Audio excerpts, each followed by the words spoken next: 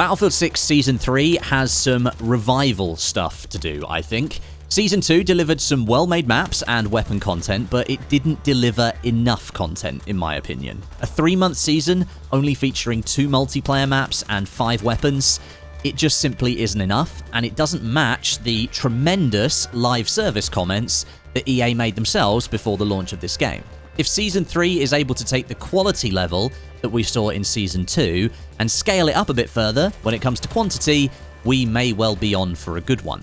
Today we're going to be discussing some leaked content and information that has dropped in the last 24 to 48 hours regarding potential stuff for Season 3, including what maps we're likely to see, what weapons the developers are going to be delivering, and even a little peek at some additional elements like game modes, new gadgets, and various other things. So if you're excited for Season 3 potential details, drop the video a like to support it in the almighty YouTube algorithm. Make sure you're subscribed to the channel as well if you're not already. And whilst you're watching, leave me some of your comments and your opinions down below on this potential Season 3 information. Positive, negative, neutral opinions, just let me know what you're thinking. Okay, let's kick things off with the big elements, the maps. It's worth mentioning at this point that all of what we discussed today is, of course, leaked content, data mined content. It's not guaranteed to make it into Battlefield 6, and it could well never appear in the game. So keep that in mind. And of course, I can't show you any of the leaked assets or content in this video, or it would get taken down. So we're going to discuss that stuff here, and I'll use stand-in pictures, clips, etc. to give you an idea of what we're talking about. You can easily find all this leaked content, by the way, out there on social media. You don't have to look very hard. So starting things off, we have potentially 3 maps coming to Season 3 of Battlefield 6. Take that with a massive grain of salt, and I'll explain why in a moment. The maps are Golmud Railway, a rework / reimagining of the classic Battlefield 4 map, and then Plaza, a map that has taken inspiration from Battlefield 3's Grand Bazaar. Now, a third map, information provided by Temporyal, is supposedly called Isolated, but there's zero further information regarding it whatsoever.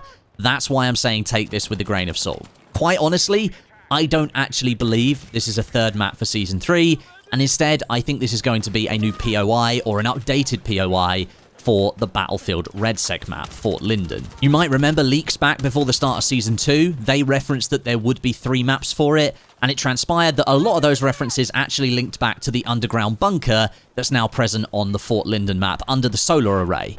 So I would be extremely surprised if Season 3 had 3 maps in it for multiplayer. Not only because Battlefield Studios so far has shown little willingness to expand their map offering, but also based on the comments that were given in interviews by developers since the launch of Season 2, which I'll summarize as the following: maps take a long time to make, and we don't have the resources to make more. So the Golmud Railway map itself, that's been in testing in Battlefield Labs for a while, since the beginning of Season 2 really, and the team working on it have already detailed what we can expect. It won't be smaller than the Battlefield 4 version. It's going to be an updated and refined version to support the 2026 flavor of Battlefield gameplay, incorporating new assets and areas to support infantry combat whilst preserving and elevating the vehicle gameplay aspects that the map is known for. It'll also support the moving train capture point on Conquest as well, which is good news. Now, leaks on Reddit have shown that first element that I just mentioned, the map not being smaller, isn't specifically true.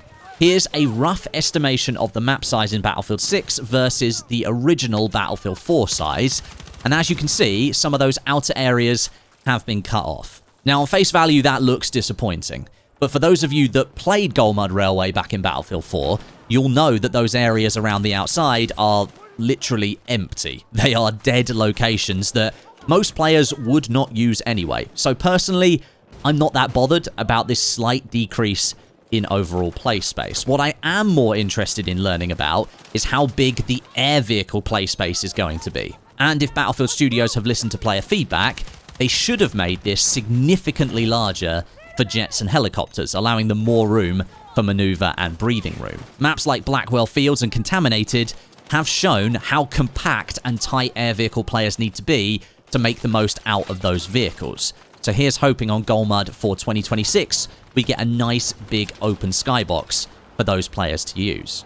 In fact, I've just done a final check on Reddit before I render this video for other leaks, and someone has now posted some aerial shots of players flying jets on this Golmud map, and based on what I can see, the jet looks a long, long way away from the action on the ground, so it seems the feedback on airspace may have indeed been listened to. One other element that I want to mention for Golmud, and this could really make or break the map in my opinion, is I hope that Season 3 lands with the much anticipated vehicle gameplay rebalance that Battlefield Studios is supposedly working on in Battlefield Labs. This has been happening in conjunction with the work on Golmud Railway, and it's expected to deepen the gameplay somewhat, adding some much needed freshness to the vehicle versus vehicle experience and the vehicle versus infantry experience as well. Right now, we've got no details of what's really happening here, so it's more of a hope than an expectation, but here's hoping the team have been able to get that balancing wrapped up nicely for Golmud Railway and the launch of Season 3. And then we've got the second multiplayer map called Plaza. Now, according to Temporyal, this map is inspired by Battlefield 3's Grand Bazaar. This is probably one of the most popular Battlefield 3 maps from back in the day, an urban combat setting, mixing heavy infantry presence with IFVs and MBTs, and they use the outer ring road around this central bazaar and alleyway. Each of the four corners of the map had a conquest flag on it, and the fifth flag sat right in the middle in the alleyway, which was amazing for infantry-only fighting. The map features a lot of rubble drop locations, and it was actually the inspiration for all of that being added to the Siege of Cairo map, actually. And it was one of my favorite maps in Battlefield 3 because you could always rely on it, offering up some solid infantry gameplay with a sprinkling of vehicles to mix things up. It's certainly not a large map by any stretch of the imagination, and that adds it to the ever-growing list of Battlefield 6 maps being smaller than predecessors, but this is Grand Bazaar. People loved it for a certain reason, and I think they're probably going to like it here in Battlefield 6. Okay, those are your map references. Time to move on to weapons for Season 3. So far, based on Temporyal's data mining, 4 weapons have been surfaced. The L115A3 sniper rifle, some of you might know this as the L96, the RPK-74M LMG, the M16 assault rifle, and the PP-19 Vityaz SMG. Interestingly, all of these are Battlefield 3 and Battlefield 4 weapons, matching the references to the 2 multiplayer maps returning from Battlefield 3 and Battlefield 4. Now, the L115 was a great sniper to use in Battlefield 4 in the later stages of its life, and it actually got renamed from the L96 to the L115 during the game's life cycle. The RPK-74M is a bit of an interesting choice because, as I'm sure you already know, we have the RPK-M in Battlefield 6 already, but according to Temporyal, who's done a bit more digging, he's saying that right now it looks as though the team might be trying to balance this with a maximum 20 damage per shot with a higher rate of fire, so that would give us a little bit more variety in the LMG section of weapons. Then the M16. Temporyal says this is the M16A3, which I'm sure fans of Battlefield 3 will be rejoicing about, but leaks via Reddit and the Chinese version of Labs have shown this weapon is currently labeled as the M16A4, which is the burst variant of this gun. But it does look like you'll be able to make it the M16A3 with the attachment system. The weapon has a fully automatic attachment for it. At the moment, it costs 25 points, and you're set up with a fully auto version of the gun if you use it. Then there's the PP-19 Vityaz, again seen in previous Battlefield games, and it gives us an up-close quarters option. Right now, as with the maps, we don't know how we're going to see these weapons released during Season 3, but with the way that EA and Battlefield Studios like to drip feed all of their content, I wouldn't be surprised if we see these split up with the maps into different phases, probably some of them in the Battle Pass, and then one of the weapons being in like a bonus path drop or something later on in the season. I like that we are getting one weapon from each of the 4 main weapon classes, though. We've got 1 assault rifle, 1 LMG, 1 SMG, and a sniper rifle for this season. Then there's several new gadgets and battle pickups listed from Temporyal as well, potentially coming to Season 3.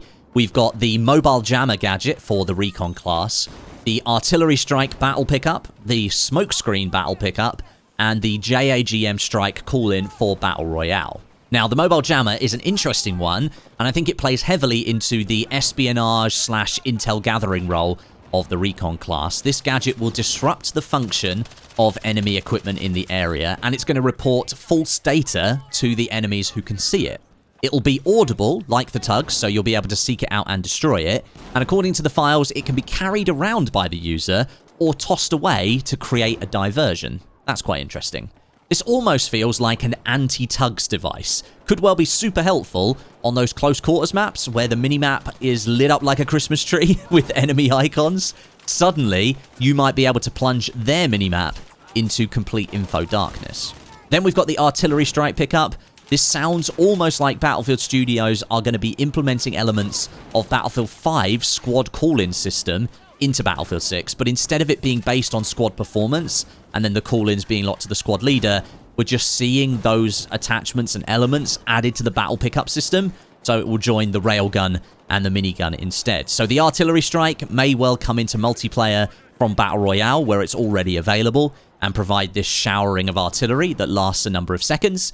And then the smoke screen, which again is already in Battle Royale, and it's actually super helpful for covering advances or escapes. And then lastly, RedSec appears to be getting a new call-in, the JAGM Strike, Joint Air-to-Ground Missile, probably like a super direct version of the airstrike that is already in RedSec, rather than it being dropped in by like a jet flyby and coming in horizontally.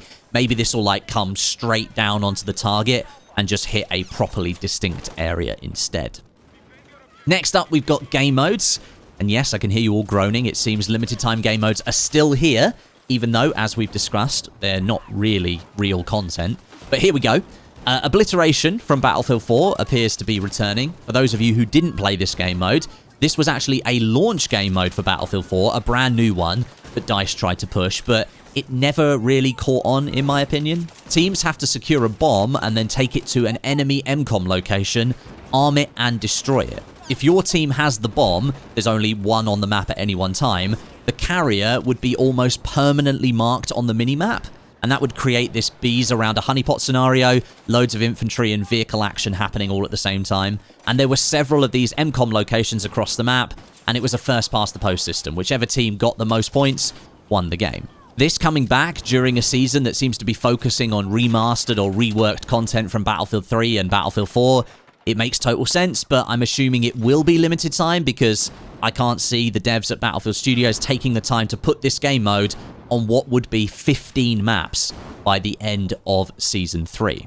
And then another new game mode. This one is called Infiltration. It's a two-stage mode. Stage 1, you collect something, and then Stage 2, you hunt something. And there's these high-value targets in play that need to be taken out. Not much information on this one, but again, it sounds like a limited-time game mode. And even based on that early description, it's not something I can really see myself playing. And lastly, there's a new Alliances game mode coming to Gauntlet, which, as the name is maybe alluding to, may well see enemy teams in Gauntlet become friendly, where you have to work together or something like that. And then we go beyond game modes. We have some new leaks coming from the One Battlefield account on Twitter. I thought these were worth mentioning, but a lot of them come without context. They mention a ranked mode coming to the game. Apparently, it will have an elite division, so maybe like a top players in the world bracket, Apex Predator kind of vibe, global elite CSGO style thing. And then they'll have public leaderboards and special rewards attached to those leaderboards. That could be very interesting. Mentions of a spectator mode with free cam, squad selection, sky views, filters, and even more. A team switch function. There's no mention of what part of the game this will be for. A new type of mission for BR called Abandoned. A new server auto-balance functionality. New vehicles mentioned under the Sea Combat label, as well as mentions of ocean waves in the files. And lastly, a mention of a platoon's subsystem.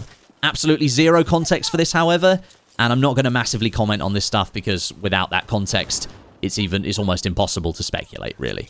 It is worth me stating again that everything that we've spoken about today is all data mined, it is all leaked info, and as such, nothing is guaranteed to make it into the final product. That's always the case with pre-release info, so keep your expectations low and in check, and you won't be disappointed when Season 3 is officially announced. Thanks for watching, guys. Catch you in the next one.